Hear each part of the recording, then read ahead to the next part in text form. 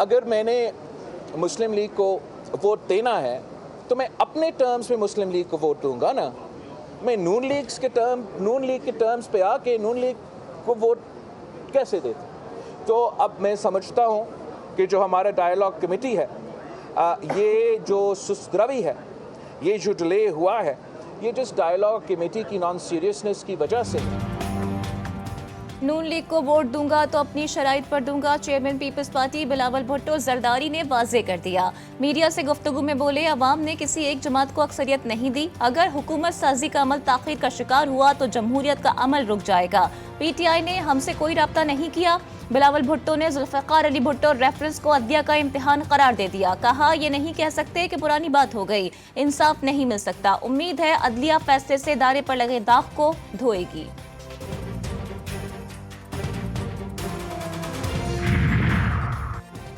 साबिक chief justice ने अपनी गलती का एतराफ़ किया। इसे बदनीयती नहीं, एतराफ़ जुर्म कहेंगे।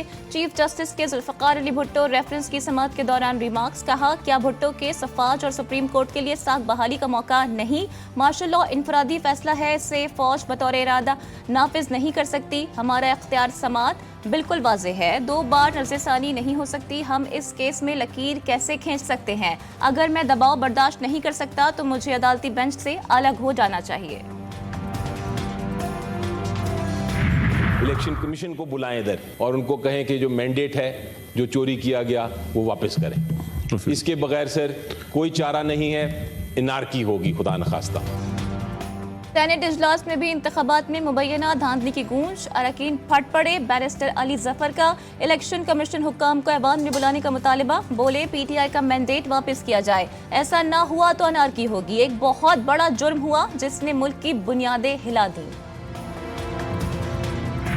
चीफ इलेक्शन कमिश्नर मुस्तफी हो, उसके खिलाफ कॉन्स्टिट्यूशन के आर्टिकल 6 के तहत कार्रवाई की जाए। बैलेट पेपर का और बैलेट बॉक्स का और अवाम की हकी हुक्मरानी का एक रेप हुआ है। जमात इस्लामी ने भी इलेक्शन को जाली करार दे दिया। सेनेटर मुश्ताक अहमद का चीफ इलेक्शन कमिश्नर से मुस्ताफी होने का मुतालिबा।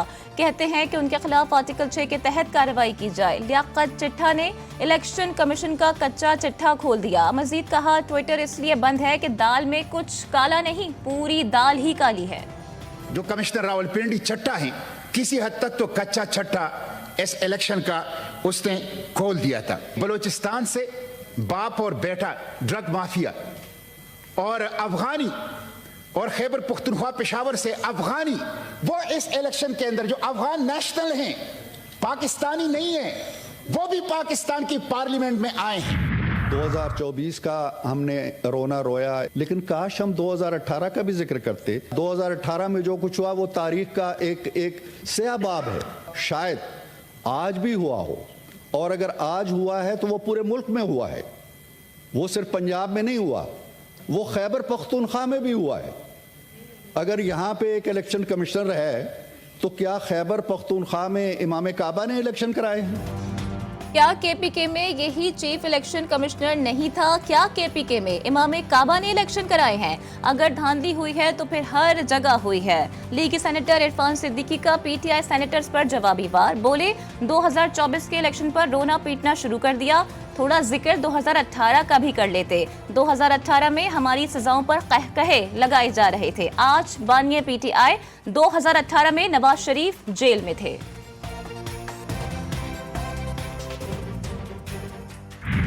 जिस तरीके से 3 मुकदमात में सजाएं दी गई, हम उसे मज़ाक़ खेज़ कहते हैं, लेकिन क्या उन सजाओं ने अवाम में हमदर्दी पैदा नहीं की? और क्या सज़ा देने वाले इनमें शरीक नहीं थे कि अवाम के जज्बात उभारे जाएं? क्या अभी जो एक प्रेस कॉन्फ्रेंस एक जिम्मेदार अफसर ने की, क्या वो इस वजह से नहीं थी कि मुल्क में इंतशार पैदा किया जाए? 3 मुकदमात में सजा मज़ाक़ खेज़। सेनेटर ताज हैदर के चुपते हुए सवालात। क्या इन सजाओं ने अवाम में हमदर्दी पैदा नहीं की? क्या अवाम के जज्बात नहीं उभरे? क्या हालिया प्रेस कॉन्फ्रेंस इंतशार पैदा करने के लिए नहीं थी?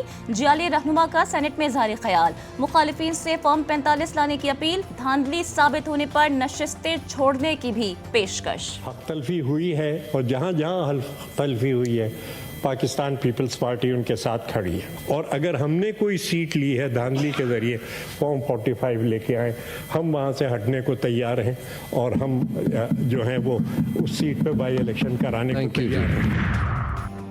NA 130 लाहौर में यास्मीन राशिद की उजरदारी। इलेक्शन कमीशन ने नवाज शरीफ को नोटिस जारी कर दिया। आरओ से रिपोर्ट तलब। समाअत 27 फरवरी तक मुलतवी। PTI रहनुमा के वकील ने बताया पुलिस रात 10:30 बजे आरओ दफ्तर में दाखिल हुई। फॉर्म 47 मुरतब किया जा रहा था। हमारे पोलिंग एजेंट को बाहर निकाल दिया गया। आरओ को रात के वक्त तब्दील किया गया। रिजल्ट नए आरओ से तैयार कराया गया। यास्मीन राशिद जीत रही थी।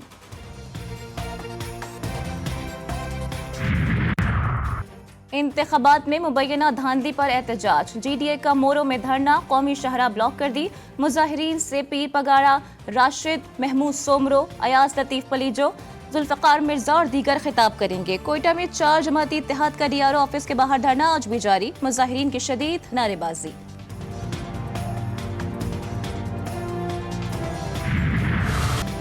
मरकज में हुक्मरानी किसकी होगी? मुस्लिम लीग नून और पीपल्स पार्टी शहबाज शरीफ को वजीर आजम और आसिफ जरदारी को सदर बनाने पर मुत्तफिक। पीपल्स पार्टी वजारतें ना लेने पर बज़दिद, सिर्फ आईनी ओहदों पर नजरें। नून लीग पंजाब में गवर्नरशिप देने पर हिचकिचाहट का शिकार। KP में देने की पेशकश कर दी। नवाज लीग ने 6 माह के अंदर पंजाब में बल्दियाती इलेक्शन का मुतालबा भी मान लिया।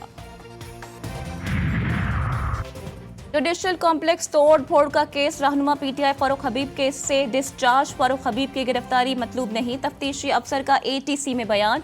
फारूक हबीब की जानिब से दरखास्त कबल अज गिरफ्तारी जमानत वापस ले ली गई। पेशावर हाई कोर्ट का साबिक सूबाई वजीर कामरान बंगश के खिलाफ चित्रा लोअर कोहिस्तान में दर्ज मुकदमात मनसूख करने का हुक्म।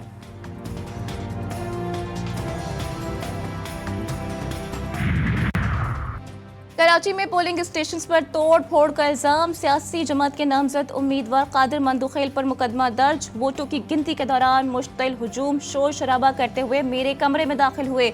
पोलिंग मटेरियल और बैलेट पेपर्स के डब्बे फेंके। कादिर मंदुखेल के साथ 20 से 25 नामालूम अफराद थे।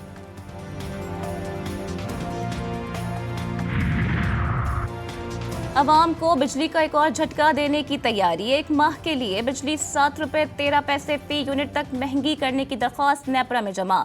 इजाफा माह जनवरी की फ्यूल प्राइस एडजस्टमेंट की मद में मांगा गया। दरख्वास्त पर 23 फरवरी को होगी समाअत की मंजूरी में सारिफीन पर 66 अरब से जायद का बोझ पड़ेगा। कराची के इलाके भिटाइयाबाद में बच्चों की लड़ाई में बड़े कूद पड़े। गोलियां भी चल गईं। फायरिंग से पीपल्स पार्टी का UC 9 का चेयरमैन जां बहक। 6 अफराद जख्मी हुए। मकतूल को गर्दन में लगने वाली गोली जानलेवा साबित हुई।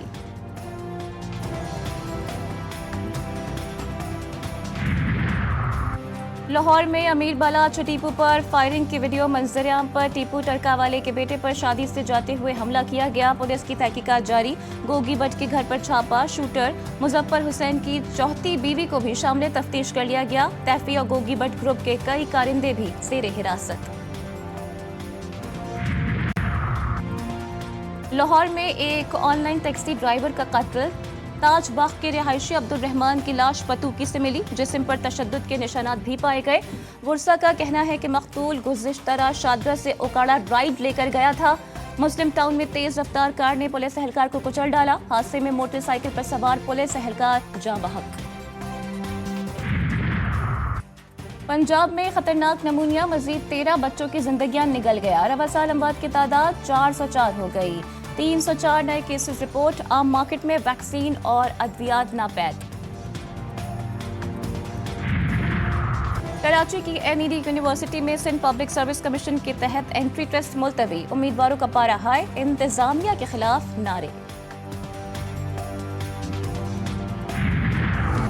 मुल्क में मौसम के बदलते रंग। कहीं सर्दी तो कहीं मौसम गर्म। बालाई इलाकों में बारिशें, शदीद बर्फबारी। काकान वैली शोग्रान में तीसरे रोज भी बर्फबारी। राब्ता सड़कें बंद। बिजली का निजाम भी दरहम बरहम। एबटाबाद में बारिश। पहाड़ों पर बर्फबारी जारी। ठंडियानी में 2 फुट से जायद बर्फ पड़ी। मरी रोड समेत तमाम राब्ता सड़कें बंद। लाहौर में भी बादलों के डेरे। ठंडी हवाओं का राज। बारिश का भी इम्कान।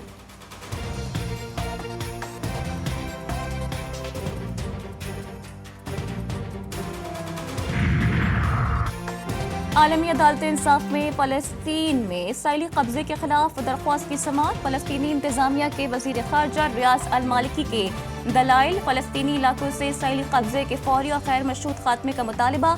इसराइल ने समाअत की कानूनी हैसियत को मुस्तरद कर दिया। अपना मौक़िफ़ तहरीरी तौर पर पेश कर दिया। समाअत 6 दिन तक जारी रहेगी। गजा में हर रोज गम की नई दास्तान रकम होने लगी। 3 रोज कबल शादी के बंधन में बंधने वाला 9 बेहाता जोड़ा इसराइली बमबारी से शहीद। अल नसीरत पना गुज़ीन कैंप और दीर अल बला पर बमबारी से कई घर तबाह। 40 से ज़ायद फ़लस्तीनी शहीद, दर्जनों जख्मी। खान यूनिस में एक घर के मलबे से 5 लाशें निकाल दी गई। शहदा की तादाद 29,092 हो गई। सहूनी हमलों से अल नसर अस्पताल के कई वार्ड तबाह। अक़वाम मुत्तहिदा के डॉक्टर्स ने सूरत हाल को संगीन करार दे दिया। ब्राज़ीलियन सदर डी सिल्वा के गजा में नस्लकुशी बयान के बाद इसराइल और ब्राज़ील के दरमियान कशीदगी। ब्राज़ील ने इसराइल से अपना सफ़ीर वापस बुला लिया। ब्राज़ील में इसराइली सफ़ीर दफ्तर ख़ारजा तलब। ब्राज़ीलियन सदर ने फ़लस्तीन में नस्लकुशी होलोकॉस्ट से तशबीह दी थी।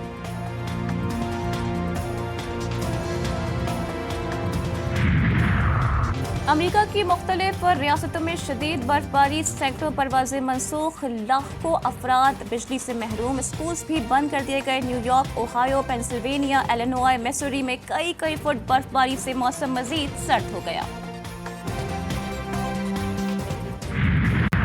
पाकिस्तान सुपर लीग में कांटे के मुकाबले जारी। इवेंट में आज मुल्तान सुल्तान्स का मुकाबला इस्लामाबाद यूनाइटेड से होगा। PSL में कोयटा ग्लैडिएटर्स की मुसलसल दूसरी फतह। लाहौर कलंदर्स को 5 विकेटों से हरा दिया। ख्वाजा मोहम्मद नाफे की 60 रन की धुआंधार इनिंग्स। ग्लैडिएटर्स पॉइंट टेबल पर पहली पोजीशन पर आ गए।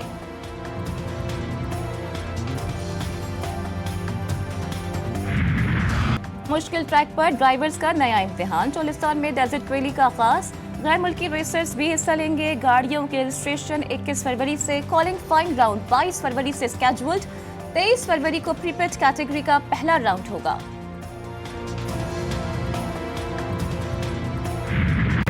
सरों की मलका और सूफियाना कलाम की मायानाज़ गुलकारा आबिदा परवीन ने जिंदगी की 70 बहारें देखी।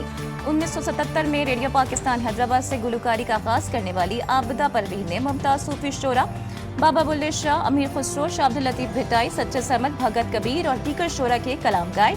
आबिदा परवीन को सितारा इम्तियाज, हिलाल इम्तियाज और लतीफ अवार्ड समेत मुतअद्दिद एजाज़ात से नवाजा गया।